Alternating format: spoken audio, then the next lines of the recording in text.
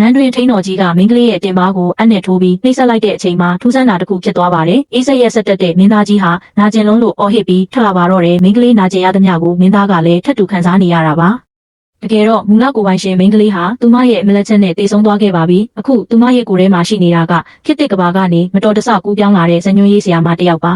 ။သူမဟာသူမကိုယ်တိုင်ရေးထားတဲ့ဇညွန်းလေးကိုရောက်နေမှန်းသိလိုက်တာနဲ့သူမကိုနှိပ်စက်ခဲ့တဲ့အမဖြစ်သူကိုပြက်ပြက်တသားပြန်လည်ပညာပေးပါတော့တယ်။သူမဟာမူလပိုင်ရှင်ရဲ့မှတ်ဉာဏ်တွေကတဆင့်အမှန်တရားကိုသိသွားပါတယ်။လွန်ခဲ့တဲ့3လကသူမဟာမင်းသားကိုကဲခဲ့ဘူးပြီးမင်းသားကကျေးဇူးတင်စကားဖြင့်ကြောက်စိမ့်ဆွဲပြပေးခဲ့တာပါ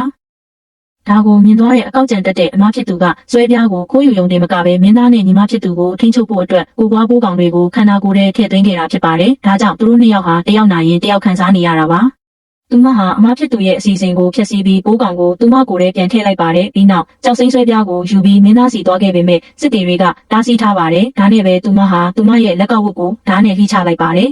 ။ချက်ချင်းဆိုသလိုပဲမင်းသားရဲ့လက်မောင်မှာလည်းဒဏ်ရာတစ်ခုထပ်တူပေါ်လာတာကြောင့်မင်းသားကသူမကိုအထဲဝင်ခွင့်ပေးလိုက်ရပါတော့တယ်။လမ်းဆောင်ထဲရောက်သွားချိန်မှာတော့မင်းသားရဲ့ခံရတဲ့ရုပ်ရည်ကိုမြင်ပြီးသူမမြင်သက်သွားပါတယ်။သူမဟာဝိယုံတွေကိုချွတ်ချပြီးမင်းသားရှိရာရေချိုးကန်ထဲကိုရဲရဲဝံ့ဝံ့ဆင်းသွားပါတော့တယ်။